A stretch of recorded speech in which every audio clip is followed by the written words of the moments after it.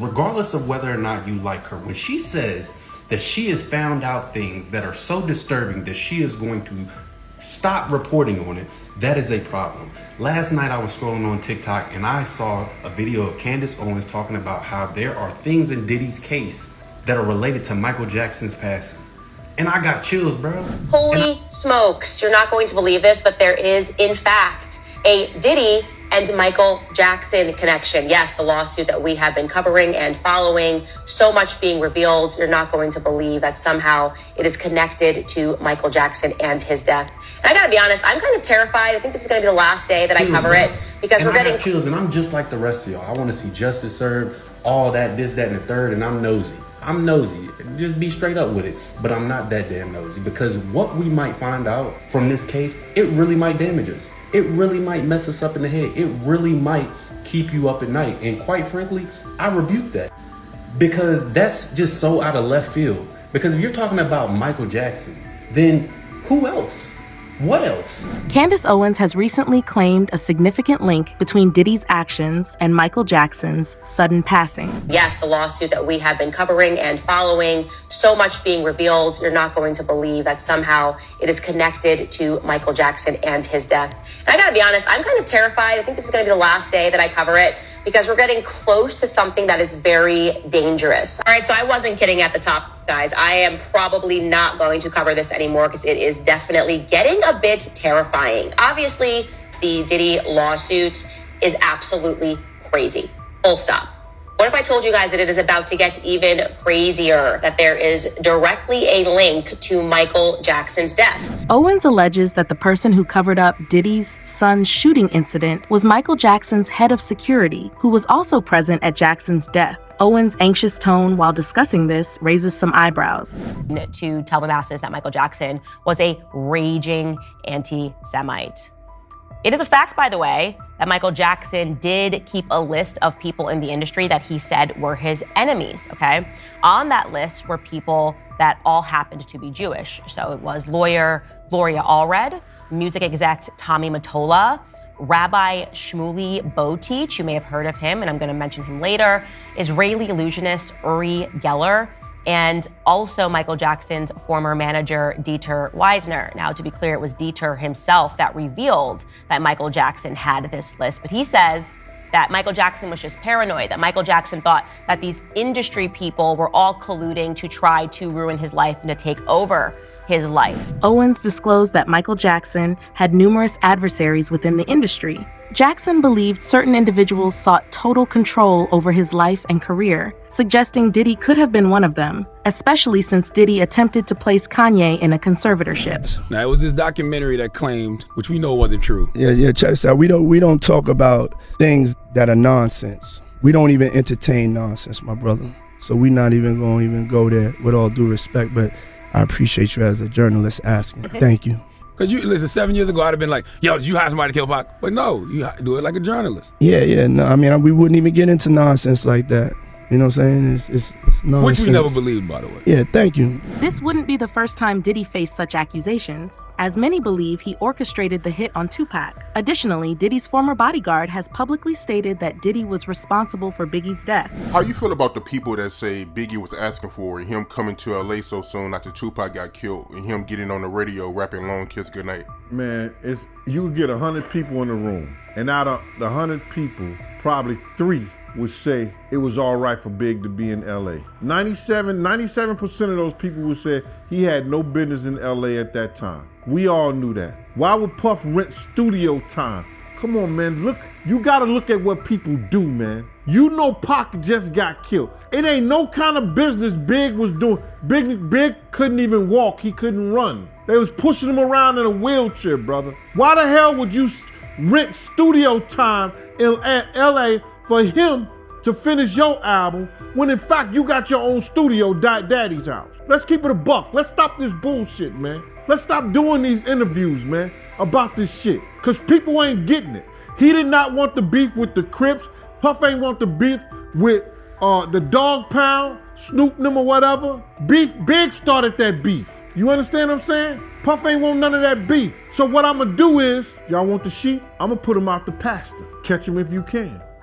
If you got that wolf in you, catch him if you can. Why in the hell you would put your man in a situation by sending him to Cali to work on your album when you know not his Nimitz, but your Nimitz was just murdered by niggas that you was running with? Why would you do that? Oh, they just wanted to do business.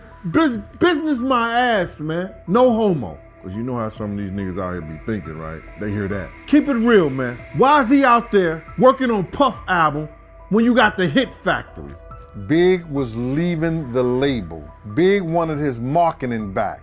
Big wanted his publishing back. So he found out as being an artist, yo, the money is in the publishing. The ex-president of Bad Boy Records also contradicted Diddy's claim that Biggie chose to go to LA over London, revealing it was actually Diddy's decision. And for Biggie to go to LA so soon, knowing that Tupac got killed 6 months earlier. The award show season was up. We had to go out there to participate in that. We had records that were nominated. We were a budding, launching company that already launched, and we were successful. We could not go. But Biggie did have an inconvenience. He had a car accident. I think it was in Brooklyn, maybe downtown Brooklyn. He had a broken femur at that time, and he was recovering from that. Big-sized person, could not really sit comfortably in a plane, not even first class, with a cast on. It was uncomfortable. He was talked into going to the LA portion of the trip so that he could be out there ahead of time. He was out in LA so there wouldn't be a big rush and bustle to get him there. So I think he was out there for a good week and a half ahead of time leading into the event. So being out there, we came to follow up and to have that night. And then he was supposed to, as per Arista marketing department, Arista, one of the best labels and distribution companies that you can have to back you, the legendary Clive Davis, who's backed so many artists, believed in Bad Boy so much, he put together a marketing campaign that was never seen before that campaign and still wasn't seen, but it was put together so that Biggie could receive an international press junket. Candace Owens has openly addressed the allegations against Diddy, from his connection to Biggie's death to his abuse of Cassie, suggesting that Diddy's glory days may be over. Oh my gosh, where do we begin? All right, well, he's changed his name many times over the years. You might know him as Sean Combs, Puff Daddy, Puffy, Puff, P. Diddy, or just Diddy, the D, the I, the D, the D, the Y. Okay, well, there have always been rumors, and quite frankly, I always thought that they were conspiracies because they sounded crazy. First and foremost, rumors that he was gay. Also rumors that he was behind the killing of his quote-unquote best friend, the Notorious B.I.G., and also that he had something to do with the killing of Tupac. Well, last year, things got interesting because Combs' ex, her name was Cassandra, she went by Cassie, and she filed a federal lawsuit against him in New York alleging years of assaults. Now, again, they dated for like more than 10 years, so she obviously was very close to him and knew his lifestyle. Her lawsuit contained graphic allegations that he raped her in 2018, that he physically abused her, that he intimidated her, that he made her have sex with male escorts while he watched. The lawsuit also alleged that he blew up another artist's car, his name was Kid Cudi, in order to stop him from seeing Cassie romantically when him and Cassie split up. I mean, again, all of this sounds insane if it's true. Well, Kid Cudi thought the accusations were true. He said, yes, that is factually what happened. But of course, Diddy denied those allegations. And he instead came out and said that Cassie was simply trying to blackmail him for $30 million. Owens delved into Lil Rod's lawsuit against Diddy, deeming his claims, including those about Diddy's alleged homosexuality. He very quickly settled with her for an undisclosed amount. And then even more women started coming out saying they were victims of Diddy. And then it seemed like an avalanche, and he issued a very strong statement condemning them for essentially extortion attempts and trying to murky his name. So again, you don't know what's real, you don't know what's not, until this recent lawsuit, and this one's different, guys. A man named Rodney Jones has come forward to sue Diddy, and this is not your average lawsuit. I will say right now, many lawsuits are in fact frivolous. I have fought and won frivolous lawsuits. This person, however, his name is Rodney Jones. He lived, traveled, and he worked with Diddy as a producer, and he is alleging that he has hours upon hours of recorded footage and pictorial evidence, which has been included in this document, to support his claims. And I have to say, these claims seem very credible. Now, to be clear, Rodney, also goes by Lil Rod, is suing Diddy and others, we're going to get to who those others are, for $30 million, claiming that he was subjected to sexual misconduct for the duration of the production process of an album. It is a 70-page lawsuit that has been filed in the Southern District of New York.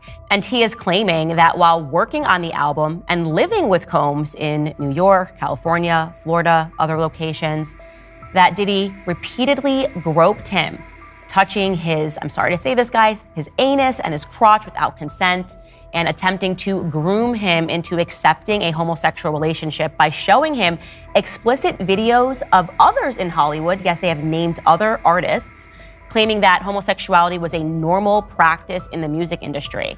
He's also claiming that Diddy would walk around the house naked and force him to watch him shower, and is alleging that he went forward and told Diddy's chief of staff, Christina Karam, about this.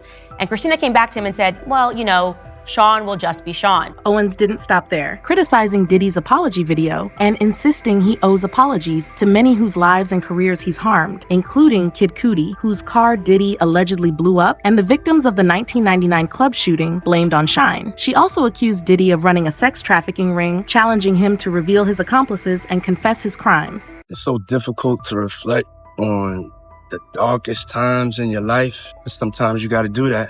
I was fucked up. I mean, I hit rock bottom, but I make no excuses. My behavior on that video is inexcusable. I take full responsibility for my actions in that video. I'm disgusted. I was disgusted then when I did it. I'm disgusted now. I went and I sought out professional help. I had to go into therapy and go into rehab. I had to ask God for his mercy and grace.